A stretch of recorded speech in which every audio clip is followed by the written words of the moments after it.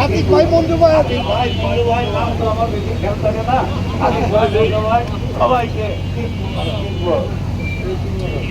এখন আমাদের অভিভাবক আমাদের বক্সিগঞ্জ দেওয়ানগঞ্জের মাটি ও মানুষের নেতা রশিদুজ্জামান মিল্লাত ভাই আপনাদেরকে একটি কথা বলবো। আজকে নির্বাচনী না, আজকে হলো ঈদ মুবারক ঈদ শুভেচ্ছা। আচ্ছা, আমাদের যে দেওয়ানগঞ্জ থেকে যে আমাদের সঙ্গে আসতো তারা কোথায়? ওই মোটরসাইকেল কি আমাদের সবাই আছে? তো আমরা বক্সিগঞ্জের থেকে যে সভাপতি সাহেব দেওয়ানগঞ্জের নেতৃবৃন্দকে শুভেচ্ছা জানিয়েছি, এটা আনন্দে গ্রহণ করো তোমরা।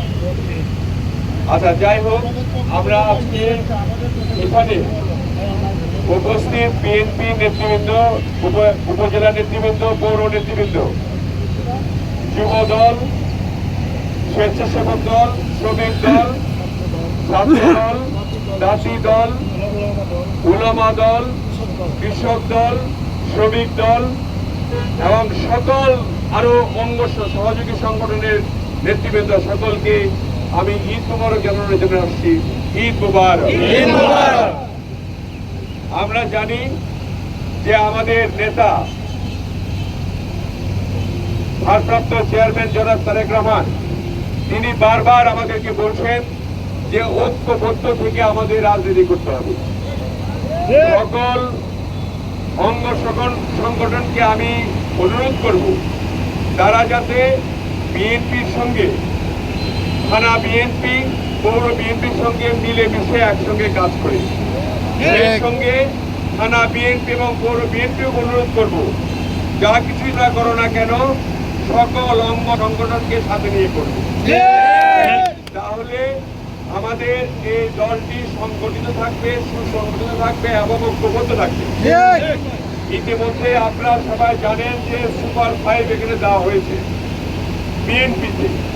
বিএনপির 5 সদস্য বিশিষ্ট কমিটি দেওয়া হয়েছে পৌর এবং থানা। এখানে 101 সদস্য বিশিষ্ট কমিটি হবে। সেই কমিটিতে যত বঞ্চিত নেতা আছে এবং যারা ফ্রন্টে কাজ করেছে বিগত ব্রিটিশ সরকার আমলে যারা জেল কেটেছে এবং নির্যাতিত হয়েছে, মামলা হয়েছে, গুম হয়েছে এবং এখানে 2 জন নিহত হয়েছে, তাদের প্রাধান্য দিয়ে আমাদেরকে একসঙ্গে মিলে কাজ করতে হবে। আমরা যাতে একটু ছোটখাটো ভুল ত্রুটির কারণে বিভক্ত হয়ে না যায়, এই কারণে আল্লাহর এই সিয়াম সাধনার পরে আমরা যে হলো ঈদ মুবারকের যে ঈদের দিনের যে আমাদের খুশি, এটা যেটা বজায় থাকে আগামী নির্বাচন পর্যন্ত, এটা আপনারা বজায় রাখবেন। এবং আমাদের মধ্যে কোনো অসুবিধা হলে কেউ ব্যক্তিগতভাবে না নিয়ে, রাগারাগি না করে আমাদের সিনিয়র নেতৃবৃন্দের সঙ্গে পরামর্শ করবেন। তাতেও যদি সুরা না হয় ডাইরেক্টলি আমার সঙ্গে কথা বলবেন, যাতে করে আমাদের এই বক্সিগঞ্জের সমস্ত বিএনপি ঐক্যবদ্ধ থাকবে এবং নির্বাচনের সময় সকলকে আমাদের লাগবে, তাই না? সকলকে নিয়ে আমরা নির্বাচন করব এবং নির্বাচনের আমাদের মার্কা হবে ধানের শীষ।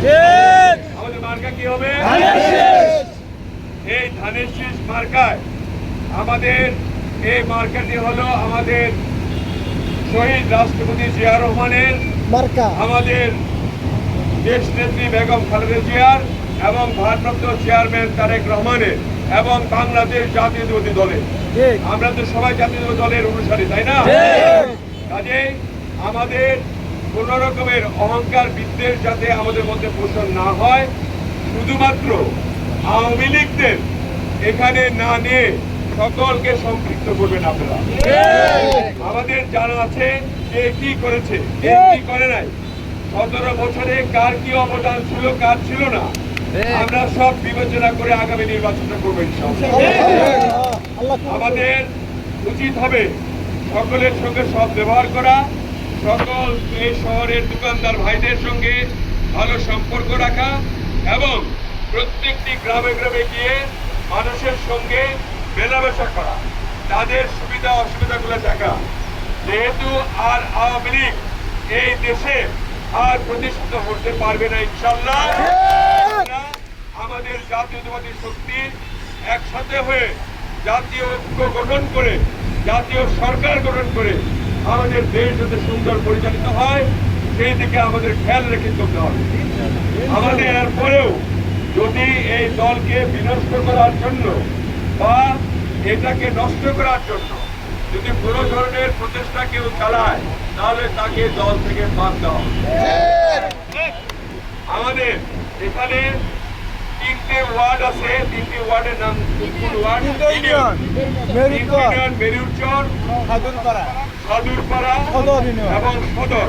এই 3টি ইউনিয়নে আমরা কোনো রকম মিটিং করি নাই। এই 3টি ইউনিয়ন এবং দেওয়ানগঞ্জের আপনার সানন্দবাড়ি আর খড়গপুর আর ডাঙ্গা এই 5টি ইউনিয়নে ঈদ শুভেচ্ছা আমি সরাসরি দিতে পারলাম না, যদিও বিভিন্নভাবে ঈদ শুভেচ্ছা পাঠানো হয়েছে, কিন্তু তাদের প্রাধান্য থাকবে পরবর্তী ভিজিটে এই 5টি ইউনিয়নের প্রাধান্য দেওয়া হবে। কাজে আপনারা সকলে মিলে একত্রিত হয়ে একত্রিত থাকবেন এবং সকলেই ঈদের আনন্দ উপভোগ করেন। কারোর সঙ্গে যাতে মারামারি কাটাকাটি হিংসা বিদ্বেষ অহংকারীগুলি না থাকে। আমাদের আজকে আমার ইচ্ছা ছিল আমার স্ত্রী যদি অসুস্থ না হতো তাহলে হালিমের কবর জিয়ারত করা, আলম ভাইয়ের কবর জিয়ারত করা এবং আমাদের যে অফিস ছিল ভোলা অনেকদিন কাজ করেছে এবং ভোলার অবদান ভোলা যাবে না এবং তার জিয়ারত করা, আমাদের প্রথম প্রতিষ্ঠাতা সভাপতি ভোলা সদাগর সাহেবের কবর জিয়ারত করা এবং সোহরাব হোসেনের কবর জিয়ারত করা, এগুলো আমার ইয়েতে ছিল। কিন্তু আজকে আপনাদের ভাবি অসুস্থ হওয়াতে আমি আর এই প্রোগ্রামটা হাতে নিলাম না। আমি ভালো তোমরা ভালো সবাই আমাদের এই কারণে তাড়াতাড়ি যেতে হচ্ছে জন্য আপনাদের কাছে আজকে বিদায় নিচ্ছি। সকলকে আমি আবারও আপনাদেরকে অনুরোধ জানাই যে এই যে আমাদের এখানে যে মুক্তিযোদ্ধা আছে, মুক্তিযোদ্ধা কমান্ডার কোথায়? মুক্তিযোদ্ধা কমান্ডার কোথায়? হ্যাঁ, মুক্তিযোদ্ধা কমান্ডারকে সাথে নিয়ে আমাদের এই সকল দলকে সঙ্গে নিয়ে আপনারা একসঙ্গে চলবেন। কোনো যাতে ভেদাভেদ না হয় এটা আমার আপনাদের কাছে অনুরোধ। আপনাদের যে কোনো সমস্যার সমাধানের জন্য ইনশাল্লাহ আমাদের এই বছরেই নির্বাচন হবে। আমরা নির্বাচনের জন্য কি বলে এই অন্তর্বর্তীকালীন সরকারকে আমরা বলেছি তারা ডিসেম্বরের মধ্যে একটা নির্বাচন দেবে। নির্বাচন না দেওয়ার পায় তারা কেউ করে তাহলে তার জন্য প্রস্তুত আমাদেরকে থাকতে হবে।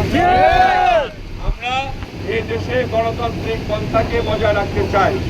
আওয়ামী লীগের দুঃশাসন আমরা ভুলে গেছি না, সেখানে ভোট ছিল না। সেই ভোটের অধিকারকে ফিরিয়ে আনার জন্য আমাদের আন্দোলন করে ছাত্র জনতা এবং আমাদের যে দল তারা আন্দোলন করে আওয়ামী লীগকে হটিয়েছে। এখন যাতে সুষ্ঠু নির্বাচনের মাধ্যমে আমাদের দেশে গণতন্ত্র প্রতিষ্ঠা হয় সেই লক্ষ্যে আমাদের সকলকে কাজ করতে হবে। আমার নির্দেশ সকল নেতা কর্মীদের সবাই যাতে আপনারা একত্রিত হয়ে সকলের উদ্দেশ্যে কাজ করেন, জনগণের জন্য কাজ করেন এবং জনগণের সাথে থাকেন। এই বলে আপনাদের সকলকে আমি শুভেচ্ছা আবারও জানিয়ে ঈদ মোবারক জানিয়ে আমার বক্তব্য শেষ করলাম। আল্লাহ হাফেজ। বাংলাদেশ জিন্দাবাদ। আবারও আপনাদের কাছে ঈদ মোবারক।